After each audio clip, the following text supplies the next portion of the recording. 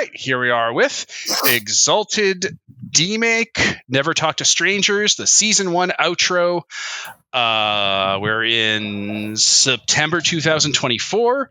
I am Devin, the facilitator, and with me here today we have... I'm Gerald, playing Salah Al-Rashid, Dawncast Solar. Steph. All right, next person. I'm Falco, playing Noah, a Twilight Cast Solar. Arbane, playing Captain Craig, Zenith Cast Solar. And Panda, playing Neil Bedia, a Dawncast Solar. Is that everyone? Except Seth. Wait, did we miss someone? Steph just probably can't unmute her mic, or she might not just be there at the moment. She'll probably pop in later. So, gang, we did it. This was season 1. We ended on a super abrupt note. So, listeners, what happened was I prepped a whole Hollow Earth Titanic fight with behemoths that I used the Octavian Living Tower stat block and just doubled it. And at this point, there's no point in doing that at all, a bit, because it's going to be the same as the last few combats you saw until we can get a rebalance or a revision going. So that's the end of the play test. I'm just going to call it. We're just calling it here, and hopefully, because apparently the way things have been going, apparently we're probably going to nuke it within a few turns, as things are. Even with 2 Octavian the Living Towers, yeah, your guys are going to kill those dudes. It's just, even if they both have 5 turns around, it's not going to help. Yeah. So we might come back for season 2, and if we do, there's going to be all sorts of new stuff we're going to test out. We'll probably do a preliminary, gut check on like a type of combat we've seen before, and then just dive into the higher level stuff. We're going to see artifacts. We're going to see evocations. We're going to see hearthstones. I don't remember anything else that people usually have. Mances. Cults. You could have always started with cults, but yeah, cults. Most of us have a couple dots, but we haven't really interacted with them yet. Oh, you bet. That's going to come up a lot more. We're going to talk about command. We're going to talk about battle groups. It's going to be a whole thing. Oh, yeah. But that'll be a potential season 2. We're not going to do any of that right now.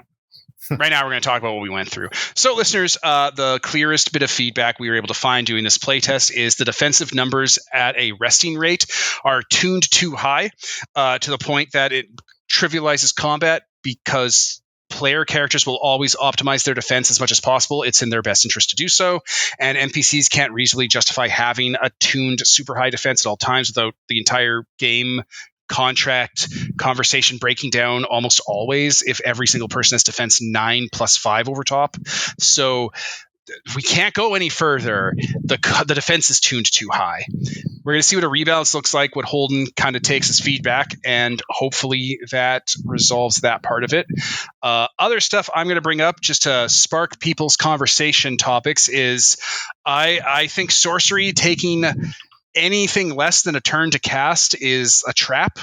The idea that sorcerers, there are a bunch of times where Falco's sorcerer was going to cast a spell, and it did. Both, anytime they cast a spell, it did go off. But there are a bunch of times where it's the fight would have ended right before that happened, or they would have been interrupted, and they would have taken no action the entire night if that went down. So I'm hoping that changes into something positive, where the idea that sorcerers don't they sell their turns to take actions, and spells are weird charms that aren't really charms. It isn't worth it anymore. I think it's an artifact of first edition, especially for combat spells and things like that. It just takes way too long. There's got to be a better way. I think something I've said before is, as a Twilight Solar who put everything into being as good as sorcery as possible, it was almost worth it. As the absolute top of the line person who can go into sorcery, it was almost worth doing. Well, what's a Dragon Blooded going to look like? We're in our Dragon Blooded game that hasn't come out and might come out long after this, I think half the party of 6 Dragon Blooded are sorcerers. So what's that going to look like for them? Are they going to be constantly holding their dicks in their hands all combats instead of casting a spell? That seems insane. I think it's an artifact of old game design. I don't think it has any place in modern design at all. It's just the time for that kind of thinking has passed. if you're going to have someone have a cool trick, they can't be trading in their playtime for it, which is what sorcery as it stands essentially does. And it always does. First and second edition, it always took standard stock amount of turns to cast. And third edition and the Demake do the whole target number thing. And they both come to the same conclusion. You don't get to go every turn. And that's bullshit. And what's worse about the Demake is that, you're permanently, well, not permanently, you're spending willpower points that don't come back, unlike in third. Yeah. And then you're also needing to spend all your motes each turn to do the excellency because, you're already struggling to get this out as quick as possible. Yeah, you're doing the excellency. It's almost mandatory. Like, you could fix any of those things with those are adjustments. Fundamentally, what I want to draw attention to is this isn't an adjustment fix. This is a fundamental rethinking of how sorcery works. It cannot take more than one turn because, like, if it costs no willpower, if it cost you no willpower and no motes and you didn't need to do the excellency to do it, you just had to sit there and not do anything for like 2 turns, it's still a raw deal for you. Mm-hmm. That's how I see it. It's a raw deal and it's a non-starter just to like not let you play because combats can be over in a round or two sometimes depending on what's going on. Even the really big like swingy ones don't go on quite as long as they used to in second edition and what I imagine people today are used to in third edition. So especially the spirit of combat in Exalted is supposed to be dynamic. Mm-hmm. It is supposed to be the high action, high intensity thing, and if you're just sitting there, you don't get that. Yeah, you're sitting there. Yeah, I have to don't get attacked. I have to guess what's also going to be the most useful spell in 2 turns, like for something that's meant to be dynamic. That too. That I hadn't thought of that actually. I hadn't brought that up. You have to actually start doing predictions on what the combat will look like a few turns ahead of time. That also sucks. That makes me feel bad if you screw it up because the Twilight's supposed to be the fucking smart people, and if you make the wrong call on your spell selection, it uniquely makes you the smartest person in the room look like a jackass. Yeah, like in the big combat we were doing, I was constantly eyeing like, okay, fuck, if these guys end up there, then that square's not actually a good place to target anymore. Okay, oh, what about over here? I had to, yeah.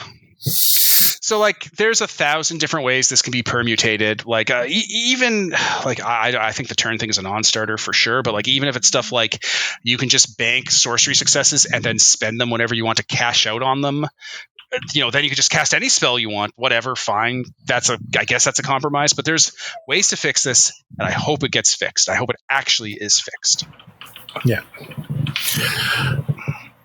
Most definitely. Other than that, how'd you like those fights where you absolutely demolished everyone all the time forever? I mean, they're pretty funny.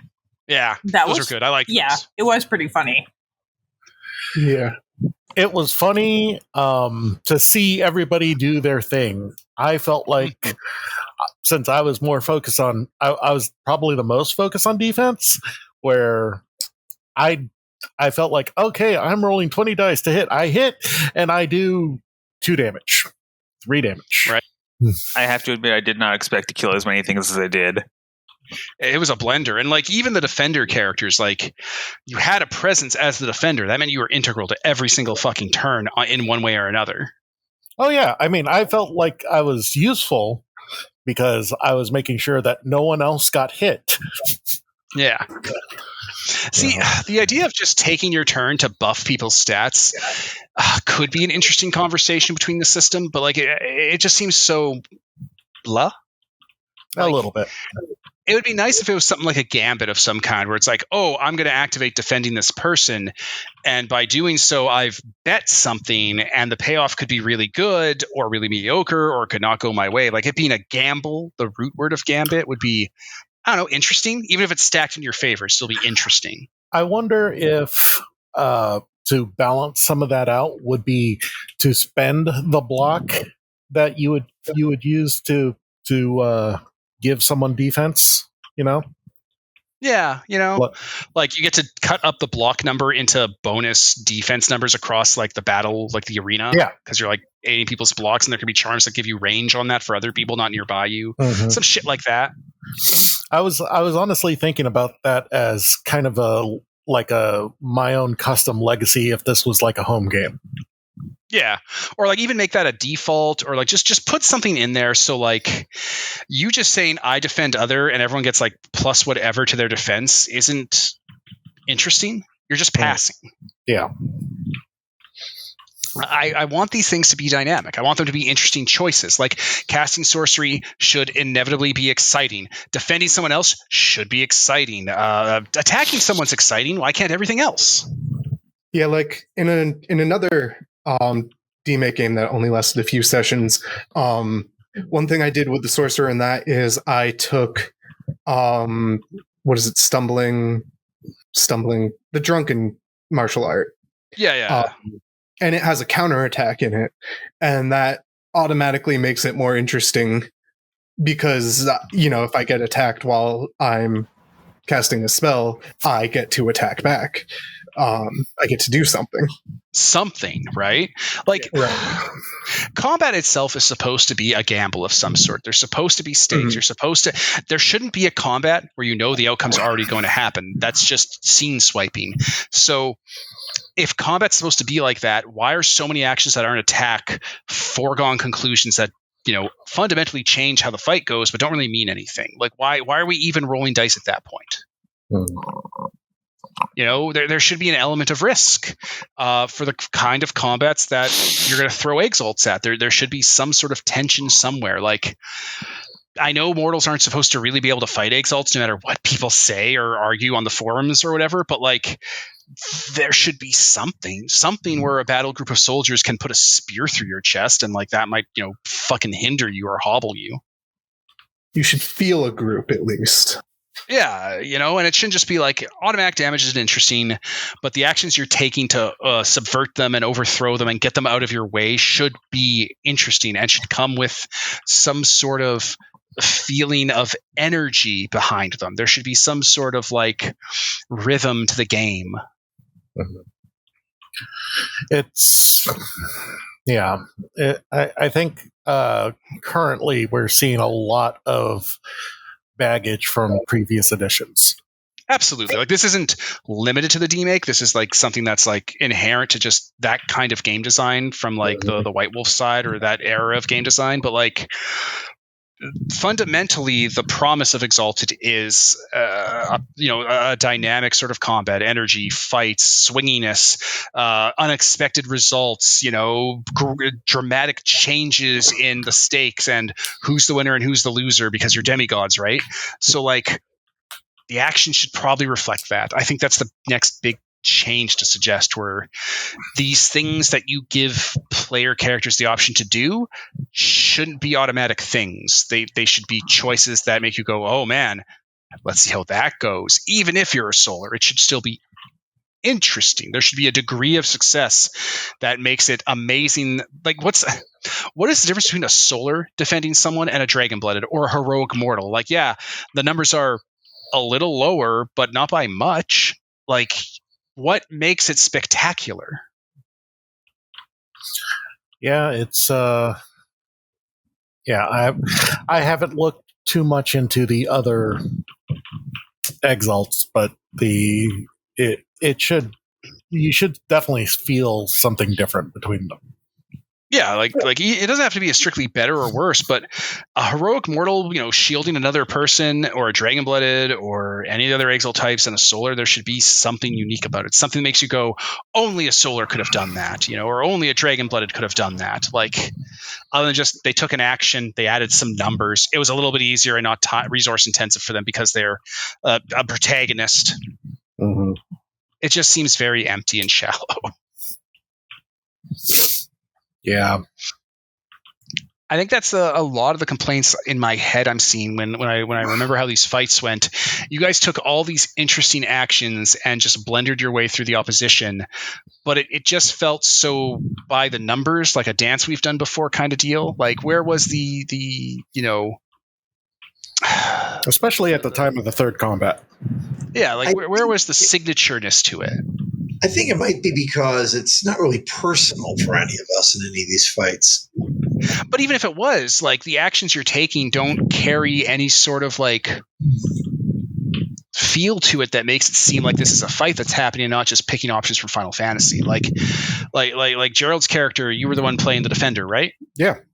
What is the defend other action? It's just you take an action and don't take your turn. Yes. Right? Yeah, the protect action is an action, so you would normally not take your turn if you do it normally. Right? Like attacking always has this default feel to it that you're doing something. There is forward momentum. You are making a change. You're making a decision. You are altering the circumstances of the entire outcome of the night. And no other action feels like that, even though it's supposed to be a game where you're not just attacking one side and the other side attacks like a Final Fantasy. You know, you should be able to run up a rampart and jump off a shield and do a thing. You should be able to tear down a part of the environment. You should be able to defend another guy from an attack, cast a spell, do all these things that they promised. The game for 20 years has promised you will be invigorating. And then the only thing that really matters is the roll to swing a sword. Yeah. Because attacking is dynamic in this game, the way I built the character, I felt like I had a routine. Yeah. You know, like you're just following a preset set of steps you know to do. If this, then that, 1, 2, 3. I know I'm in full control of the situation. Yeah.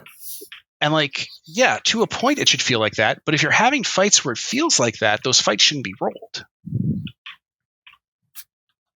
There needs to be some more variance. Yeah. Variance. Isn't that true of general when you're using charms in fights? Like, okay, round 1, get my C-long defense going, get my weapon out, obliterate some fool with an excellent strike, and so on. I think so, though. I think that's true, right?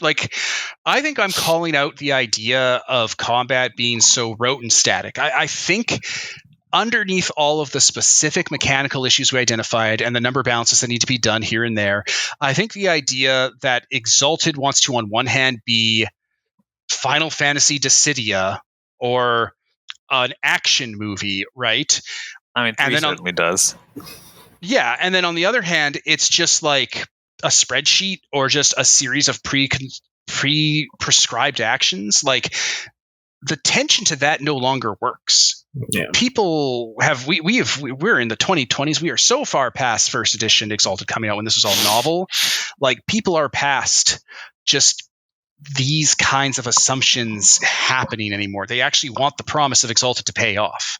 They want that fight to feel like it's a risk, like it's a struggle, like there's strife. And I think continue. I was just going to say, I will say that with this, the current revision, after the previous ones, it does feel a little better in how dodge and block work, where you're making the choice between whether you're soaking up successes or just letting a roll go through. Yeah, absolutely. We played a pretty good run of the revision before this for the combat engine for the Dragonblooded game. And that game made Dragonblooded feel amazing to play, but it did point out a bunch of issues with combat as a whole, fundamentally, that caused this revision. And yeah, there's a lot of real great positive changes from that. It's made a significant stride forward. I really see where it's going with it. And you could probably just adjust some of these numbers and release the game as is, and it would have pretty wide appeal. This is a very well put together Exalted game to play if you don't want to go through the fucking hassle that is everything else. But why stop there? Right. There is one thing on the block dodge thing that I think I noticed. It's, while it is a resource to spend, one is much better than the other. Probably, yeah. I'm not tactical enough to see which one is the better one. I do sense. Yeah, it's dodge. With block, you soak up damage. With dodge, you make sure you don't get hit. Dodge is better in that. Yeah. I'm sure the charms for the two will really make the difference in the long run. And the fact that undodgeable and unblockable tags exist for attacks, it doesn't matter how great dodge is if the attack is undodgeable, which I pushed for Holden to put more of that in. The antagonists we have so far in this revision, they have nothing to them that makes them really a threat. Not a lot of them have a tag that would go, oh, this would really fuck over a Solar's dodge build. Yeah, the antagonist probably needs more oomph more viciousness to make it more satisfying to fight them, and to make the decision between block and dodge make more sense. Like, no, it doesn't make sense to take block if you have dodge, because you guys have never, ever, ever gotten to the point where block would really be a key winner over the other in the way it's made right now. You're right. Yeah, the only reason why my block was so high is because I was protecting people. Yeah. And that's how you protect people. What else? I don't really have a comment from my side on the antagonists beyond like they were they very much were a revision version of antagonists. They weren't really kind of locked into what they needed. I think Holden took a lot of the feedback I've given him so far and it's like, oh, okay, yeah, I'll run with that. Like, you had 3 or 4 different soldier stat blocks, like a green soldier, a bandit, just some guy, an elite soldier, a tiger warrior. And like, yeah, the numbers were a little different between them, but they had no real ability or combat kind of like advantage that made it worth ever having that many stat blocks. You just have one, the soldier. They don't need this level of granularity unless you're going to actually make that granularity matter. Perhaps something like each type has like an ability or something like that to make them different. They do. Really? It's just the abilities suck. Like, okay, so like Tiger Warrior, so I don't remember which has which, so I'm not even going to try and pin it down, but there's like bandit / thug / mercenary / pirate. That's like one stat block. And then there's like green soldier, and then like elite soldier, and like tiger warrior. And here's the kind of abilities they have that not all of them have, but some of them have. One of them has an ability where if they wound you, well, then they can do a different type of wound than what you would expect. Another one has if they wound you, then they can fuck up your movement. One has they have very circumstantial things that would never come up versus an Exalt, even in a battle group. Yeah, no. They need shit like mobs need shit like a bandit has to have like, hey, for 1 momentum or 2 times in a combat, one of their attacks becomes unblockable, or they apply like a venom to one of their weapon attacks because they had venom on hand randomly. It does not fucking matter if it's on the sheet or not. It's just a thing they can do because there are poison rules. Yeah, they apply venom. The attack is aggravated. It's just a thing that you use. The GM just see goes, oh, I'll activate that this turn. Yeah. They need shit like that. Punchy shit. But Holmes already seen that. He knows. I told him to look at every single character, every antagonist he's ever looked at, and just do them all over again. Like, just they need to have stuff that's relevant. Like Octavian the Living Tower, I condensed him down from a 2-3 page stat block, whatever he has, to like a half a page just by cutting shit out. Like, he has a trick where he can spend a mote to get a bonus to soak for a turn, or he has a trick where he can spend a mote to get like a bonus to one of his other attacks when he makes it, or he has a trick that if for the first time he takes a wound into combat, he gains 7 health levels, and another thing is free the next time he uses it. Like, fuck all of that. That is also little fiddly bullshit. Condense that shit down. It is unnecessary. Oh yeah, it's too much mental load. One thing you could do is like, how he already has where some of them have like the 2 expertise pools. One of them is like you use the italicized if the power set. You could do like an italic version for everything and then have a single line like, this is how much momentum it costs for them to go Super Saiyan.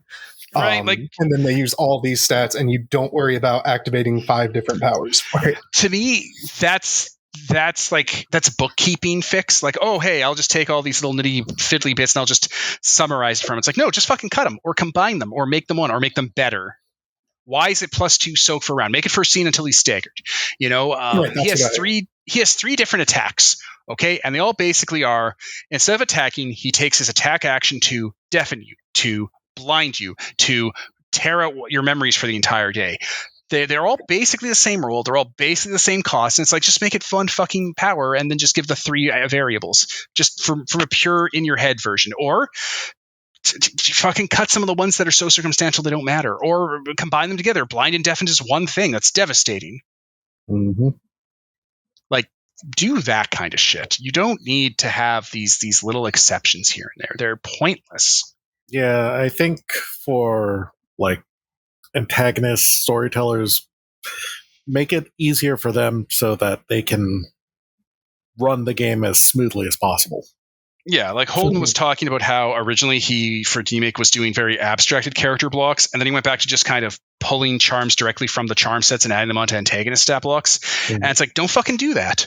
There should never be an excellency on an antagonist stat block that's like, oh, they can spend a momentum and their dice pool changes from this to this for one turn. It's like, no, stop.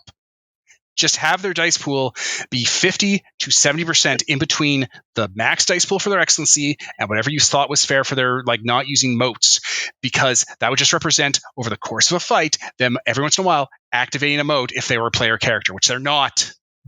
They're an NPC abstraction. I think that's probably one of the big things is that we need to stop treating antagonists as player characters. And like Holden's learned this lesson. Like he knows. It's just he was trying something out that he saw as an advantage for how they could be built this iteration. And it's just no. There's too much load. There's too much you have to pay attention to. No. Don't tell me to spend a momentum to add an excellency rating. Don't tell me to do this to add a soaked or this or this. Or none of that.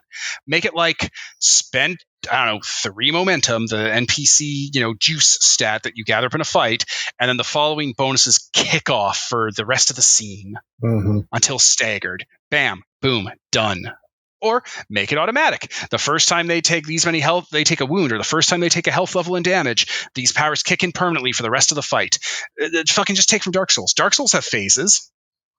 Yeah.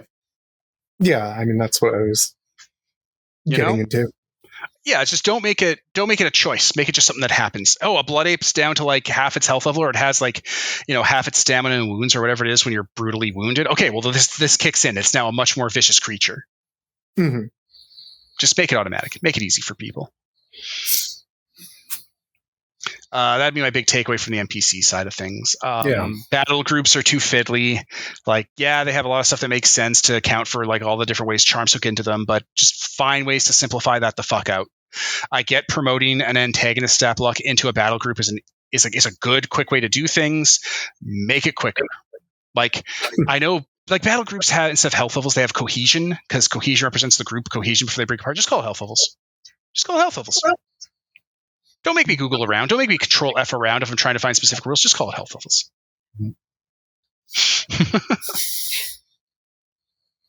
Streamline stuff down, because the mental load in a fight for the storyteller is already at like maximum at all times. Yeah, especially in comparison to the players. Exactly. You're all taking care of one character sheet. I have to take care of every antagonist sheet and every ally sheet. Yeah. How many characters were in the big pit fight? The big pit fight, the famous pit fight, was like, I think 7 to 9 character sheets. That's crazy, man.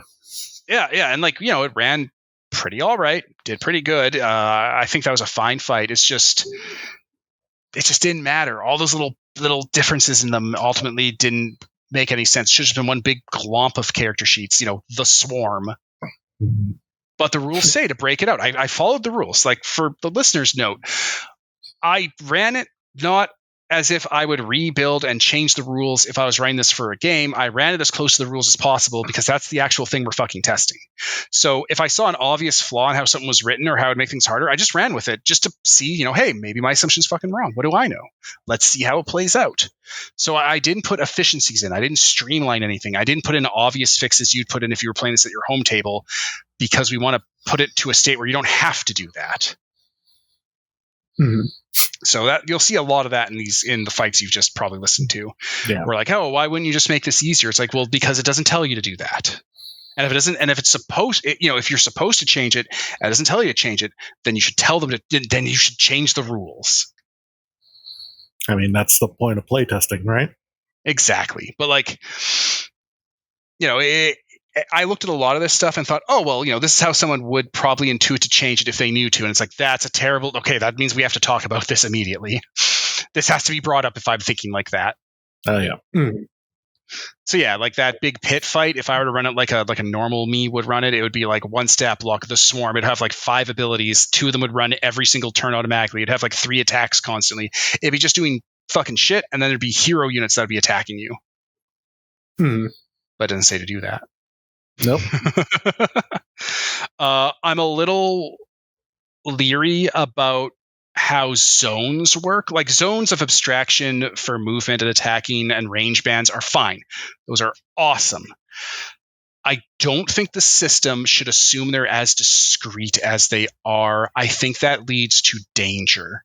When I did that pit fight, I had like 7 distinct zones, and like I did it as far as zones were supposed to describe, right? Like different sections and areas and stuff, and sectors, districts. But like, it just makes it into a grid at some point, and you don't want that. You don't want, there's only one zone in the fight, the players. And then there's zones outside of them, kind of deal. Like the zones should not be abstracted to the actual environment. The zones should be abstracted to the tapestry of the fight surrounding the player characters. The players create zones. The players move it around them like a field of influence, like in Ravenloft. It doesn't matter if there's a tea house zone 1 block back. You're not fucking near there. Unless the sniper's over by the tea house on the roof shooting all the way across. Then, yeah, there's a zone over there. It was one of the things that was like, I was originally thinking about taking the Heaven Thunderhammer charm. Mm-hmm. But it's like, why should I do something that will be a detriment to myself? Right? Like, how are you going to catch up with those assholes if they get away? Exactly. So, like, just hammer them into the ground. Sure, yeah, but that's not what Heaven Thunderhammer is, though. Like, you can do that; it's an option, it's cool. But like, you want to send someone flying, that's awesome. But sending someone flying is always the wrong move. The way the tactics of the combat portray themselves, you've now just given them a huge advantage to stay away from you.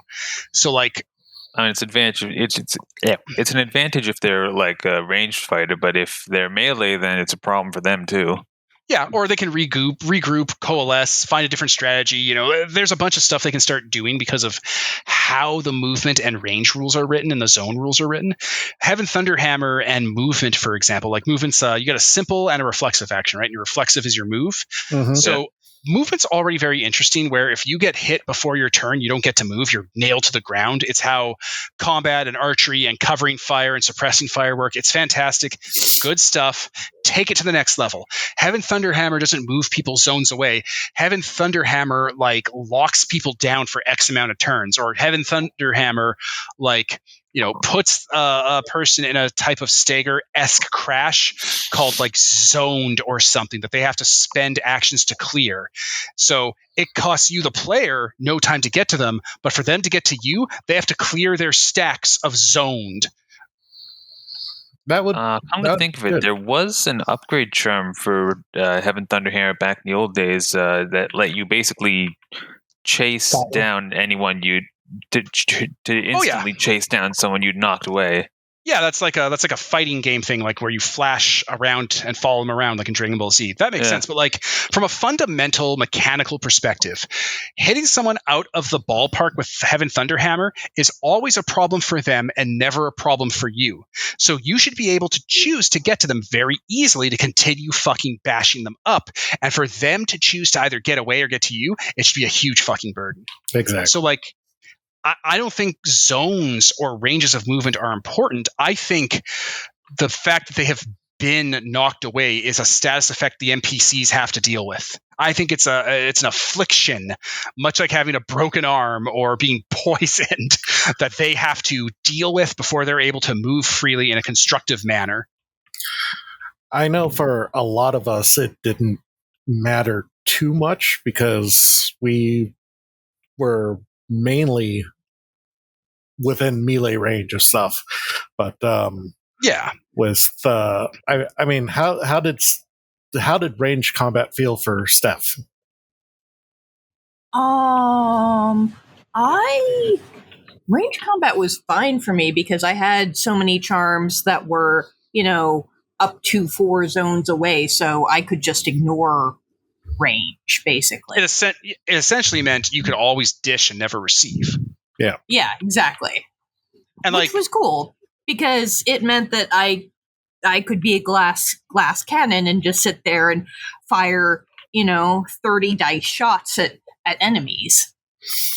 And conceptually, Steph, the fun thing about that is that wasn't really charm dependent. Any archer could have done that. It's difficult to deal with archers. It's why we invented bows and guns. So right, exactly. What part of that was enhanced by you being an abyssal? And if really no part of it is, well, then that means that has to change. It has to be better. It has to be more significant. Okay, I see. I see what Right? you're saying. Because if it's not significant, Steph, then you didn't play an abyssal. You just played an archer that no one ever tested to see if they were actually more than human. Like, it That's true. undermines your power. That's true. We all know the Dawn cast. Sorry, I didn't mean to cut you off. No. The Dawncast what?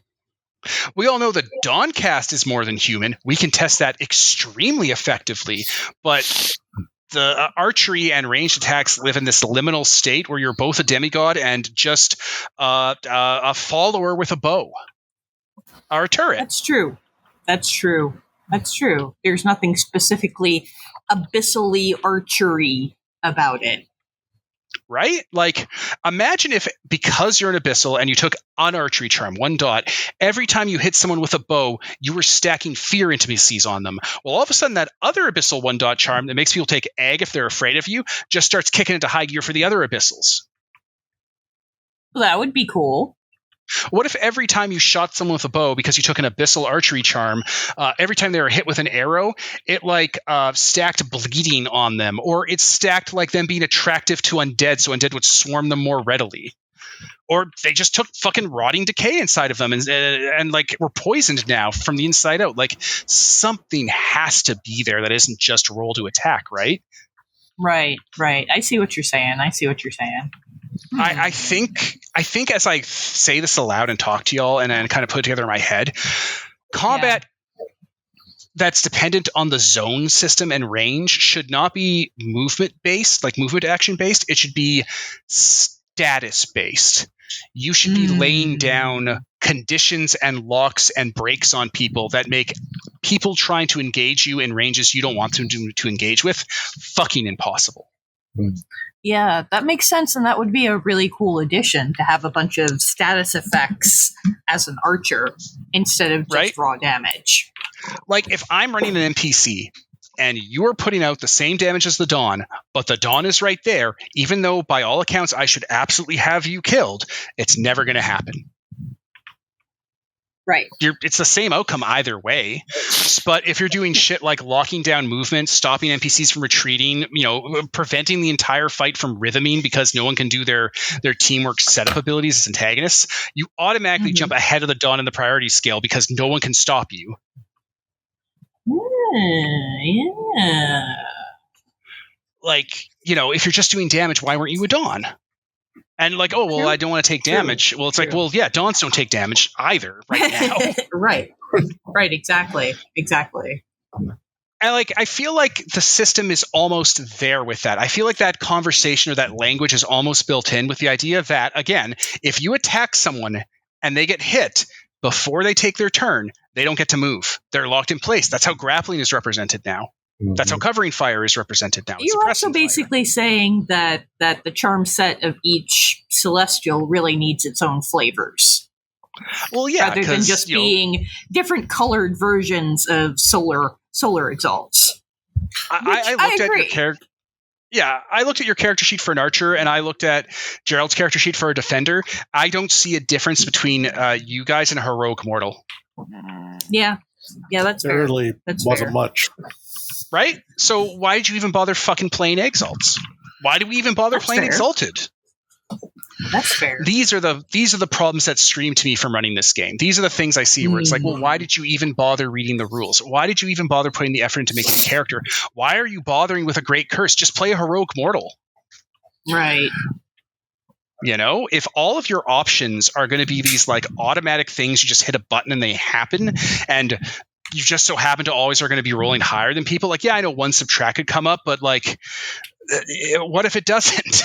What if 1 subtracting never comes up and you guys just dominate the whole time? What if they do come up and your character dies and you build an identical heroic mortal and they're 100% just as effective as the last one? These things trivialize the idea of being exalted in every way, and the fact that these options aren't interesting.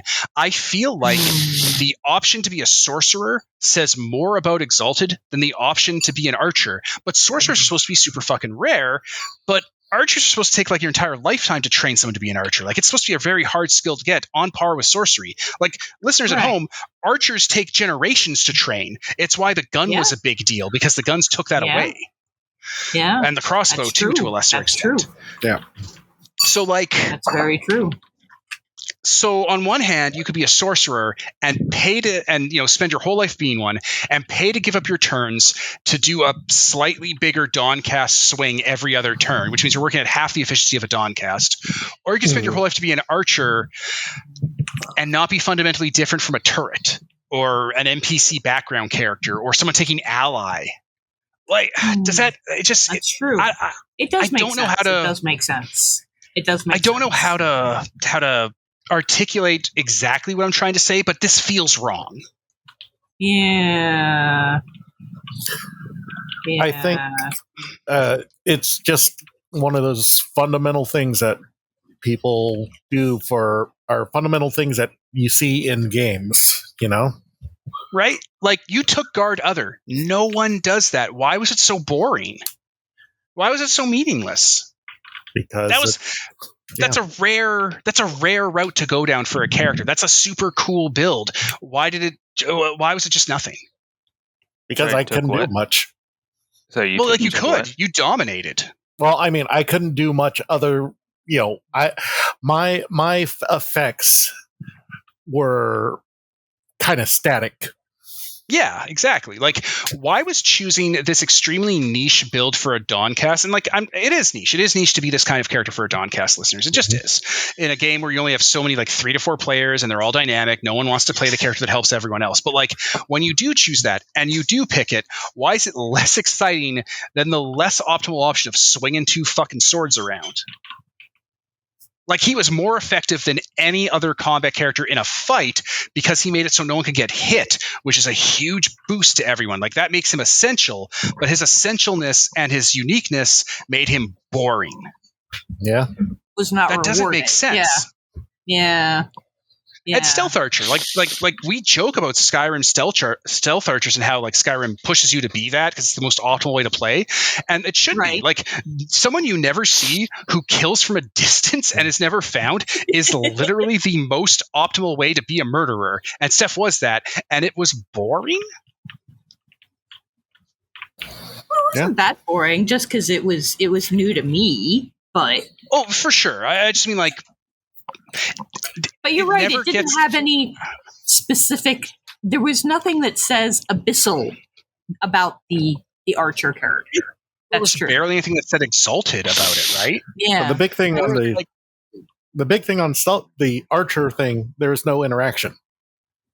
And I could try to build up NPCs to do it, but none of them could get close because of various other reasons that factor into playtest. I won't hold that 100% responsible, but nothing in this game that anyone did was as exciting as every turn the combat Dawncast taking a swing at someone and crushing their skull. Yeah. Or me nuking someone from a balcony. Yeah. Right? Sorry about that. Well, it's not a story. It's this is the core. I think this is the core issue with this kind of game design and game assumption. Why aren't things as exciting as taking the swing? And if you're going to say, well, those things aren't exciting, well, why the fuck are they even options for characters? These things have to matter. So my proposal, or what I see happening, is if this shit is going to be a character option that we're supposed to take seriously, then it needs to be made in such a way that it is a discrete option. Guarding others should be as involved or as cost benefit or as resource intensive or as risky as a swing of a dieclave. Archery should be oh fuck, someone's an archer, that's a nightmare for reasons other than they're far away. Isn't that kind of the bulk of the tactical advantage of an archer, though? But it's boring. The point that's the bulk of it. If you're a heroic mortal, yeah. If you're a man, sure, yeah, you could shoot good. Maybe if you have a charm, you can shoot through an object or some shit. But what if every time, because you're an abyssal archer, you shot someone, they went blind? What if every time you shot someone, they went crazy and attacked people around them because they had a fucking zombie rage? What if every time you shot someone, it pinned them to a wall and they had to pull the arrow out and take a mangle wound just to get themselves free? You nail gunned them. All of those things sound more interesting than just shoot them for damage. I think the big thing that makes the abyssal archery thing would work like that is that black hole charm. Yeah, and But the thing is, that's like a the thing- costly charm. Yeah. the thing is though, like, yeah, the status effects are cool, but fact is, death is the most effective status effect. Then So the death damage has is to be. The damage is always going to be a significant advantage in terms of combat priority. Then death can't be so cheap and free on the table. Like, funnily enough, there was this Defunctland video on Fast Pass and the economics of it, and it actually factors into this. I think this is why my brain is screaming at me, because this is what that was. So they're talking about why Fast Pass being offered as a bonus in vacation hotel packages beyond what you can get as just like a normal poorer person is a terrible fucking idea. And the analogy was shoes. So you have a shoe. It's a cheap shoe, and you have one person that doesn't care either way and one person that really loves it. And they're the same price, the shoe, right? So both of them will buy it at the rate that their like for it will buy, because cheap, well-built shoe. One person loves it, the other doesn't care. But the way Fast Pass and the way Death and Damage and Exalted work is the shoe now costs $100 or $1,000. Let's say the shoe costs $1,000, right? So instead of being $1,000 for both people, it's only $1,000 for the person who's really interested in it, and it's like $50 for the person who's not interested in it. Like, you're just giving damage and death and killing person the most optimal thing away to everyone for free, and then you're charging everyone and punishing them for choosing the more interesting dynamic roleplay options. Guard Other is more hassly. Sorcery is more hassly. Being an archer is a bit of a boring hassle. Like, these options aren't... Like, if it's always optimal to kill someone, then being a trick shot archer isn't important. You should just be killing every time. You should all be coordinating on one guy and nuking them. And if the optimal thing for the system is to coordinate on one guy and nuke them, like this is fucking Final Fantasy, then there shouldn't be an option to be able to choose people you attack in the fight. Right? Yeah. If they're always going to choose the strategy that's optimal, because that's how this shit works and migrates to, then why is it even an option? Why do you even give the fake choice? Why do you give people the option to make the wrong choice in the combat and look like an asshole to the rest of the party? Because that's all it amounts to. If the optimal thing in combat systems like this is to target one dude and focus fire them down to deny the storyteller as many turns as possible, as efficiently as possible, as quickly as possible to clear the conditions in the fight, then the person who doesn't do that and picks a different target for roleplay or like cinematic reasons is playing suboptimally and dragging the rest of the party down. And this is going to be more prevalent in situations where not everybody is built gone. Yeah. We're not. Let's talk about that. Maximum murder. Let's talk about how how out of the 5 cast types for all different exalts, only about 2 or 3 are really supposed to be combat based, and like another 2 to 3 aren't. Like the Twilight cast who isn't a sorcerer, or the Zenith who's a diplomat and a preacher, or the Eclipse bureaucrat, or the Night cast who's just a thief. All those assholes look like assholes now in a fight, and the fights are the things that are most detailed in the system, so they're the thing that matters the most. So now you're making them be able to choose the wrong option and actually make it harder for the actual combat characters now. Yeah, especially like in this premise of the game, when we were first deciding on characters, it's like, why would anyone choose to play like an Eclipse cast? Right? They have nothing that they could really contribute to combat, which the game was focused upon. Yeah, we're playtesting the combat engine because combat is the first and last thing this game will be used for. And hopefully the other stuff happens organically, right? Like hopefully the bureaucracy system, hopefully intimacies, hopefully, all those other systems come into play. But combat will happen almost 100% of the time. It's the thing you can count on the most happening. As Grabowski said way back when about sorcery, if you're just standing there waving your hands around in a fight, you're going to get hit because your kung fu is weak, and this is a kung fu game. And yeah, well to everybody else. And like, I understand that. I think that's fine. I think it's okay to give people non-combat options, but then why does combat punish combat characters who don't pick the right combat options by making their experience just kind of dull?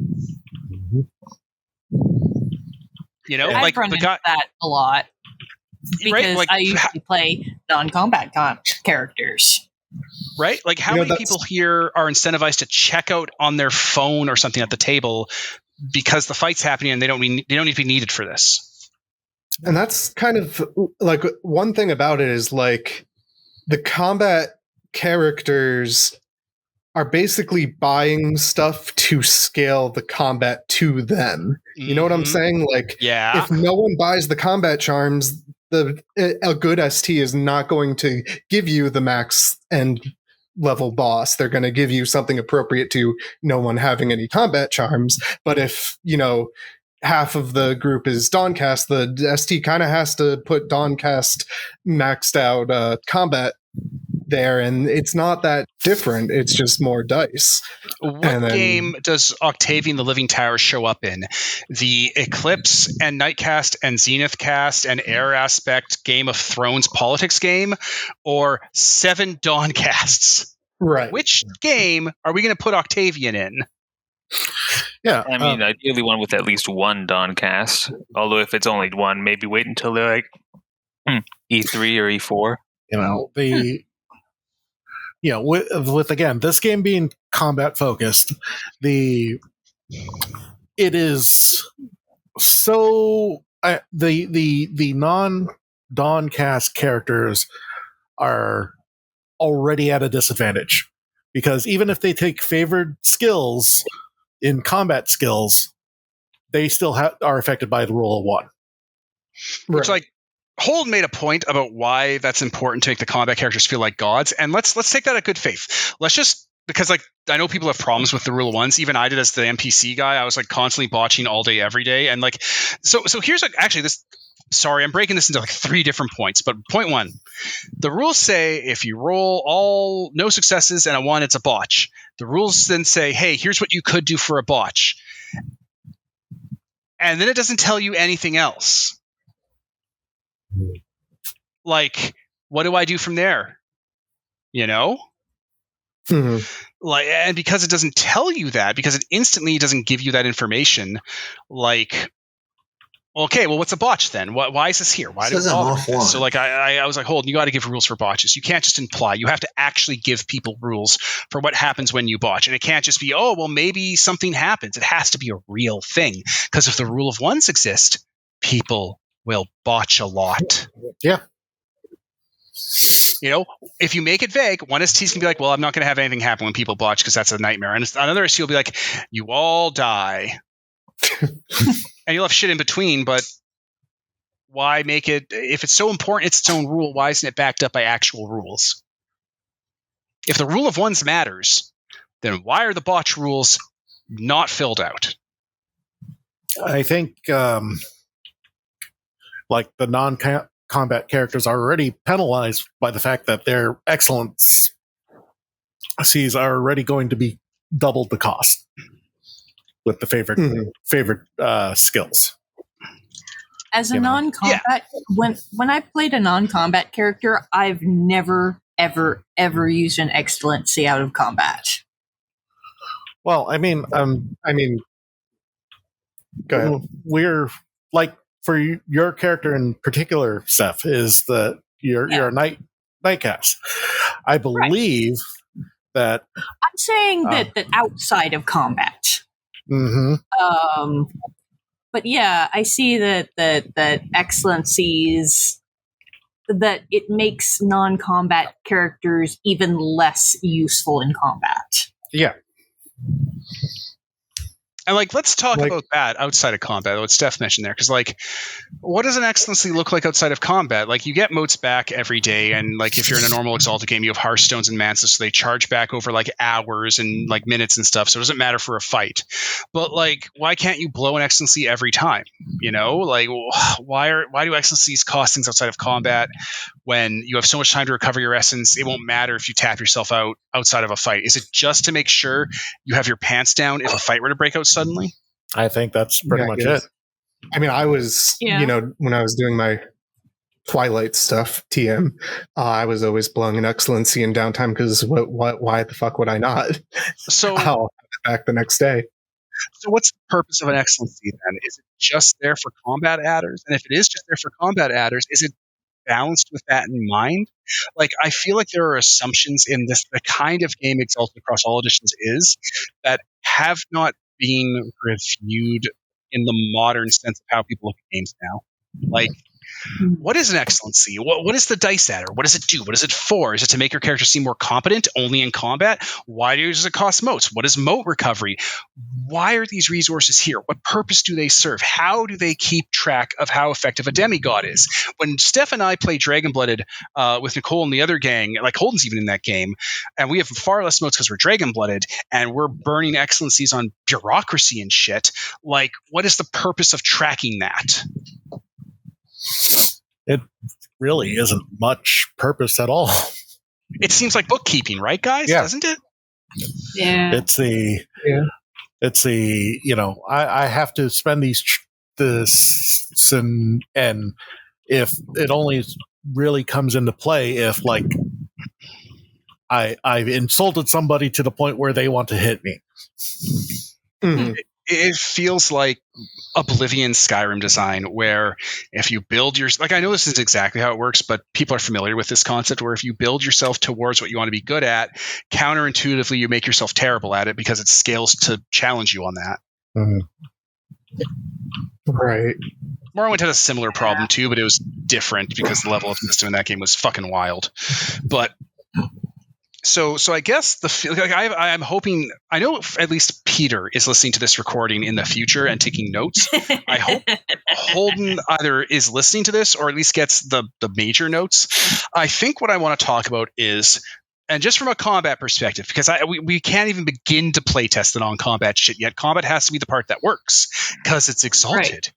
But if you're going to make the Dawncast swinging a Dieclave the most exciting and fulfilling part of the system, you have to find an equivalent for every other play style in the combat. Sorcerers need something interesting that isn't paying one turn tax every spell or a 2-turn tax every spell just to simulate Dawn Simulator. You should have played a Dawn, asshole. I'm glad you're smart. Because like right now, if you wanted to play a Twilight that's actually good, you would play a Dawncast who picks up Twilight favored skills. Because who cares if you get the rule of ones on Twilight rules? You'll excellency it, right? Yeah. Right. Well, and like that, well, that's kind of the thing, like, near the end of the game before I actually got to use it because, anyway, but what I was doing is I got that elemental manipulation thing I did with my working to basically turn myself into Dawn by giving me an occult based normal attack instead of having to cast a spell. Yeah, you gave yourself a crypt bolt. Right. Or an elemental bolt that Dragon-Blooded have. Right. Which, like, why is the game incentivizing characters to do that? Yeah. So like sorcery, archery, defend other, grappling to like lock people down, like any of these things that are not swinging a sword or a fist at someone, they need an equivalent amount of investment and interest the other players can actually be proud of. All right. Like if Steph's playing an archer, there should be a bunch of things you can do with bow that make bow amazing, because we know what's amazing with swinging a Dieclave around. It's swinging a Dieclave around and doing a shit ton of damage. Sure, bow should do damage, but maybe charms should make bows do the damage that a Dieclave does, even if they're artifact bows. Maybe bows should be centered around altering the state of like the nouns and verbs in a combat. Maybe that's what sorcery should be doing. Maybe that's what defend others should be doing. And maybe these things should be as engaging as swinging a sword. Because if they're not, why are they there? Yeah. Yeah, fair. And like one thing worth mentioning is people look at Exalted as like, okay, you go into combat and you're doing it to kill them. Except now, the rules now say like, okay, well, let's move around that a bit and say like, okay, incapacitation means actually the players do what they want. Like they're either capturing the person or they're knocking them out. And so it's like, from there, it's like, okay, well, why isn't the non-direct attack option bringing you closer to victory if victory isn't just damage? You know what I'm saying? Or other way around, you're swinging a dieclave at someone. I don't care how great of a swordsman you are, Gilgamesh. You're a huge piece of shit. Maybe the only verb you have to end a combat is murder until you specialize in something else. Like, I don't mean you have to take a feat for subdual damage. I mean, like, all the different ways that you could end a combat maybe are things that, like, characters who are exalts can specialize in, or have a bonus given to them for the way they pick their character. What if people are trying to run away, they automatically, like let's say you break an army and people are trying to retreat. Let's say because you have an exalt like a Dawn or an Abyssal who's an archer, them being an archer disables their ability to retreat as an option, to break from their group because you harass them or pin them down or shoot them down. What if being an Abyssal archer means that if a group breaks, the battle group rules for a battle group disbanding say they don't all die, they just kind of disperse or fall apart or surrender? What if it means no, they do all die? They all get an arrow through their throat because they're running away. Or they turn into zombies. Well, you could take it even further than that, right? Yeah. Like where it's like, yeah, they died, and the Abyssal, has everyone who from the battle group who died comes up as a zombie. So like, if a size 5 battle group, just gets fucking waxed and murdered apart without even breaking down to the lower levels, you get like a size 2 or 3 battle group of zombies rising up, and now they're in the fight, changing the conversation of the fight. Why do you just give away murdering someone with a sword allows you control how you end the fight for free when you've already given murdering people with a sword away for free, and it's the most optimal thing to pick? Mm-hmm. These are the questions I want to ask, like Holden, and not specifically because of Exalted Demake. I want to ask this of every game designer who might be listening to this or might, be thinking of this. Why are you making these choices? Why are these options like this? What is the onus behind them? What is the benefit? Because we had 3 or 4 players in this 7-player game who all picked options infinitely more interesting than swing a sword, and they were punished for that. Not in a overt way, in the way that they just weren't that interesting. Mm-hmm. Martial arts is interesting. Having martial art charms and having to pick all these fiddly different charms you have to activate, turn on, there are rules for, there are circumstances. That whole subsystem, the martial arts subsystem, already does what Swing a Sword does, but better. Like, not in effectiveness, in giving you interesting options and custom options and thematic options, right? Like, martial arts is doing that. So the other types of game systems should be doing that if you're going to give us combat options. Sorcery should have something like martial arts in it that isn't trade turns to be a Dawn light with the rules of ones. Mm. These are the things that I think I'm really starting to think of when I look at how you all had fun or interacted with the game over these last couple of sessions. These are the things I've been thinking of, or the reason why I didn't even want to run a combat today now that I really put words to it. Mm-hmm. Like, there was nothing about you guys going into a combat that would have been cool for you that wasn't just the most direct, fastest way to end the fight. So now you're prioritized and incentivized to end the most interesting part of the system as quickly as possible. Not because it's hard, not because it's time consuming, not because you have personal risk, but because, it's boring. It just takes a while.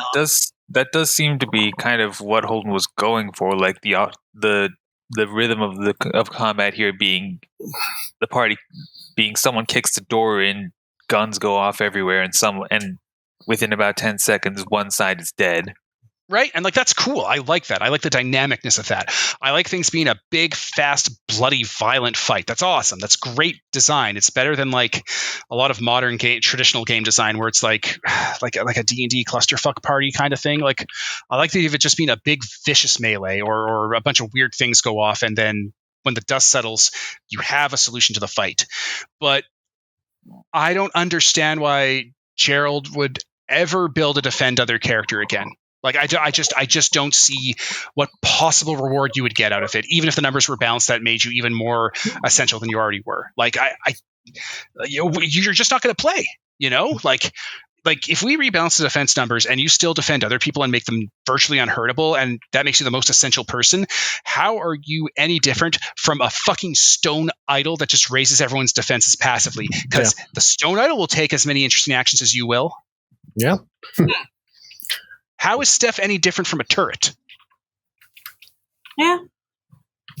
Yeah. You know, like, yeah, these are awesome, powerful choices you made that fundamentally changed, you know, the cool, awesome, fundamental choices that Falco, Steph, and Gerald made that are so different from a Dawn cast that give them, like, I didn't see a lot of your stuff, Panda. That's why I didn't include you. That, like, completely altered the verbs of the combat, really benefited the Dawn casts. Yeah. You know, wow, you guys are so great at giving them a lot of cool ways to end the fight. Oh, hey, just start it up again. Oh, hey, excellent, perfect. We lost our Bane for a bit. So like This lack of service was provided to you by Comcast and Xfinity. If you have any other services available in your area, use them. I know, right? God, I'm doing this like once a week. remember my days with Comcast back when I still lived in America. Yeah, I gotta love the fact that we have two choices. We got Comcast or we got Spectrum. DirecTV. Oh, that's brutal. It was DirecTV for me here in Tennessee. Well, I mean, like, and that's not even the choices we get in the city. That is the choice. We in this region we get Xfinity. In this region we get Spectrum. Don't you love the fucking telecom cartels? Oh yeah. Oh my god. Up in Nunavut, your choice was Bell, and your other option was to go fuck yourself. Yeah, pretty In much. fairness, that's fucking none of it, though. You lived in Nunavut? Yeah. It In people really get taken advantage of up there by companies. They really get away with murder. that's kind of that kind of comes part and parcel with going to a place where shipping is hell. No, like no. See, it's all upcharge. It's all like monopolies that do it. Like Bell could actually charge a human being's price for internet and not like $300 for dial-up. But go fuck yourself. Yeah. I could go on about Bell forever. It sucks. They really take advantage of the people there because, like, you know, the internet's optional if you're living in, you know, Canada, right? To be in society, it's optional, right? Mm-hmm. Right? Yeah. Piss off. But anyway, so yeah, with the way the combat went, it was good, it was fast, it was snappy, but it really didn't reward people for being like the options we're talking about with like archery and defend other and sorcery and like any of the other non like straightforward fight options. Like, I don't know why the system isn't rewarding people for that. Why doesn't it make them more of a protagonist for that instead of making them more of a background feature, an infrastructure feature, right? Yeah. So, like, these would be the things I really thought about when I was like thinking about running this game. Like, another session forward is like, none of this is fun for you guys. Like, yeah, it's fun because, you know, we're having a game. It's good. It's a good time. But like, none of it is like rewarding you or engaging with you, or like you did the thing that people should do. Instead of building a bunch of murder hobos, you built interesting dynamic characters that had tactical strategic ways to interact with the fight, and the system would have preferred if you played murder hobos. Yeah. That's how that works out at the end. And I think Holden, if you know them or they're hearing this or getting Pete's notes, re-examine this. Re-examine how the non-sword swinging options work, because if they got even a little bit more like breadth or diversity or just interesting options that don't make everyone hit a button that just executes every turn, I think you'd actually probably have something pretty special, something that would like really kind of liven things up, and it would make people want to choose these options more frequently, like without the thought in the back of their head that, oh yeah, I won't get as much airtime as everyone else, but you know, I still helped, even though I'm kind of being punished for it by not getting to play. I think part of the problem might be that in Exalted, and let's face it, most RPGs, it's generally assumed anytime a fight starts, it's going to be the death. Right. Well, like, yeah. So any actions you take that aren't murdery are kind of a waste of time, or at least a pleasant diversion at best. Yeah, we covered a bit of that earlier on. That's how I've always run into combat too. It's you better gear up for combat because it's probably going to kill you. Right? Like in Fellowship, if this was a party in Fellowship and it was just a party of like eclipses, like 7 eclipses, the Fellowship combat would run as quickly, as smoothly, and as interestingly as if you were all Dawn casts.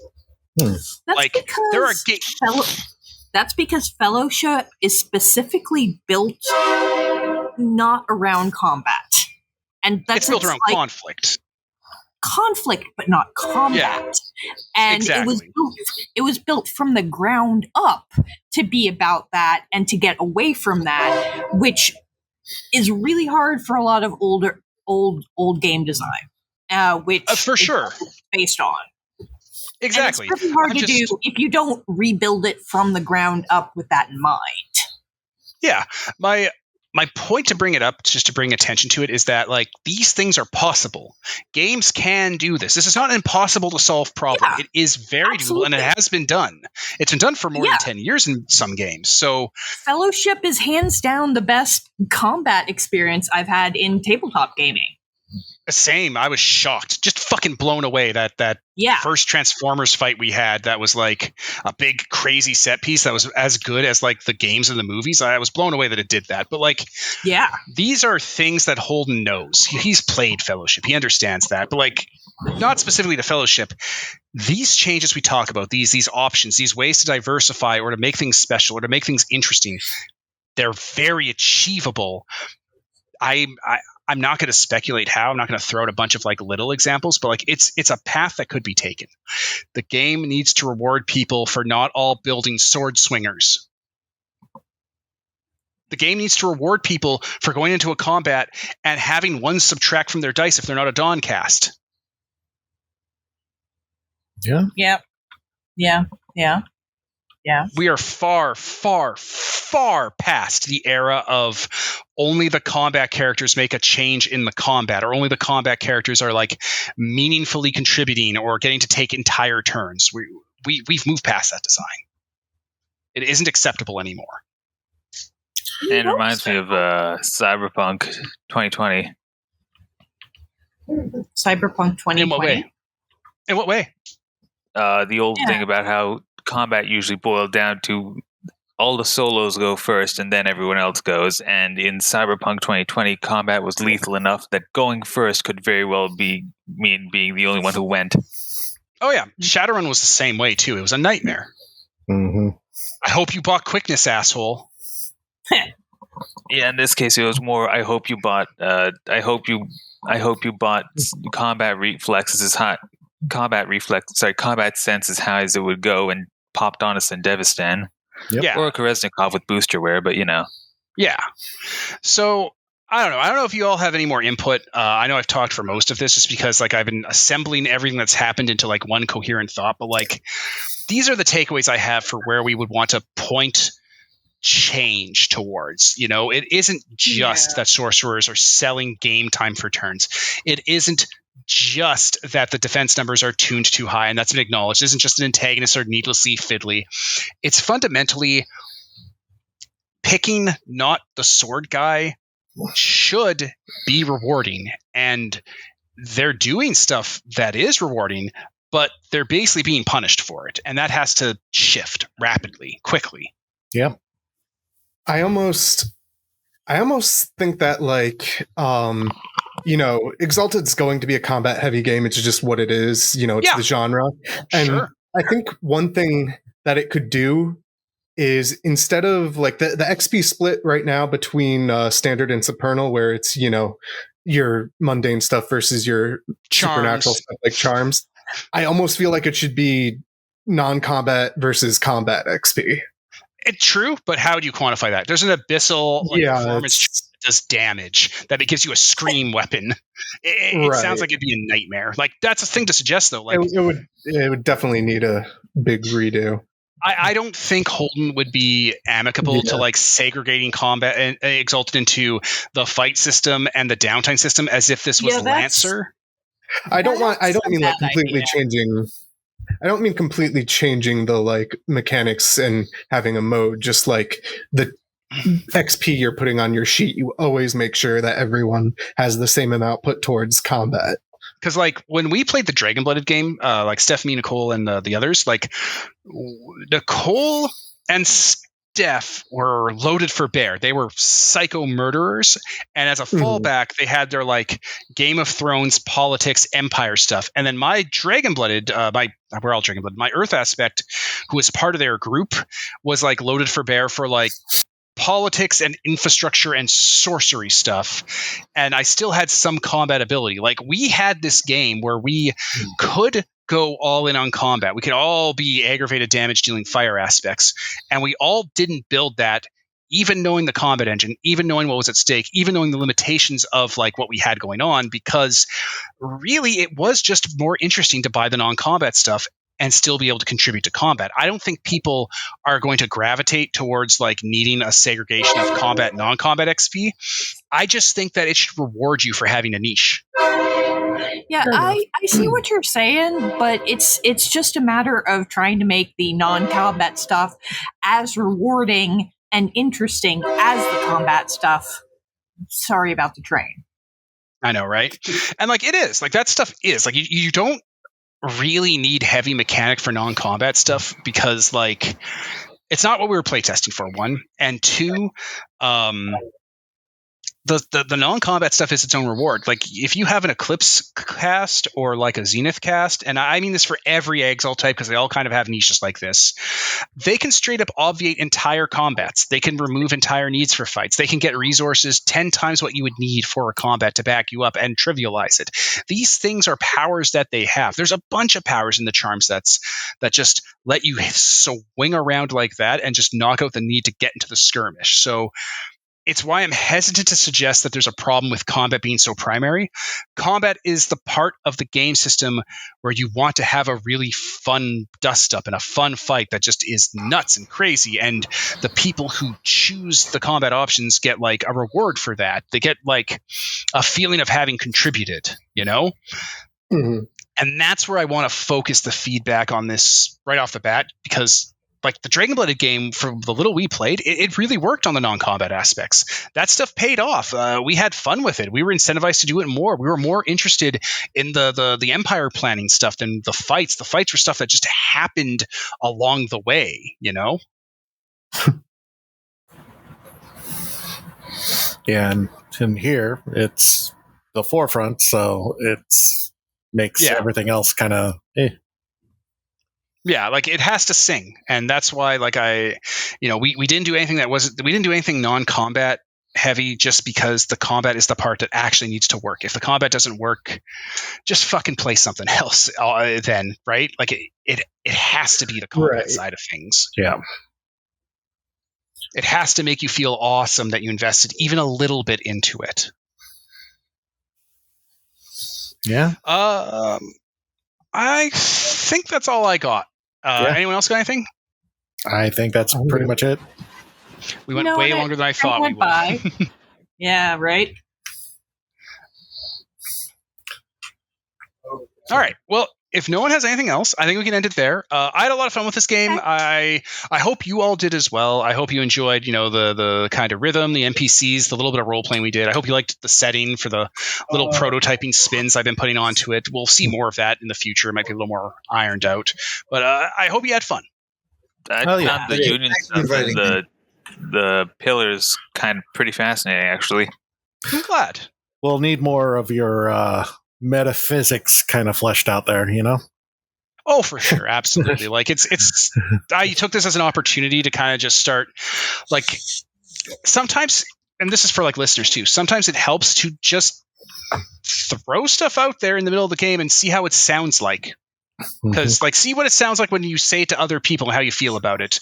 If you're not sure about a certain aspect or you haven't nailed something down, because you can just fucking change it later. Who cares?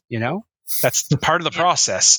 Don't just keep it in your head, and don't just endlessly revise it, and don't try to make everything fit together perfectly. So it's, in continuity and all of it makes sense backwards and forwards. And there's no clearly they didn't think that out ahead of time. It doesn't fucking matter. You're not a TV show. So sometimes just say it out loud. Say what you got. See how it makes you feel to have told someone that. If you go, that was kind of lame, just fucking fix it later. And if you go, you know what, that was perfect. I nailed it and I think they liked it. Keep it. I was doing that a lot with this, just throwing ideas out I was having just to kind of see if they really made sense to other people when I said them. Oh yeah. Yeah, I was kind of like loving doing the techno babble more or less with my workings. Yeah, for similar reasons. I like that too. I thought that was really cool. Definitely. See, the thing is, I don't know if we're going to do a season 2. I don't know how long it'll take for Rishon to go. I don't know if you guys wanted to hear any like spoilers or anything. Let's save that for the possibility of season 2. All right, because I had some in there that I was seeding that you might get a real kick out of. So we'll see how that plays out then. Okay. All right, I'll wrap it up here then. So I was Devin. I'm Gerald. I was Stephanie. I'm Falco. I'm And- Marvin. And Panda. And this is sponsored by Nobody. Signing off.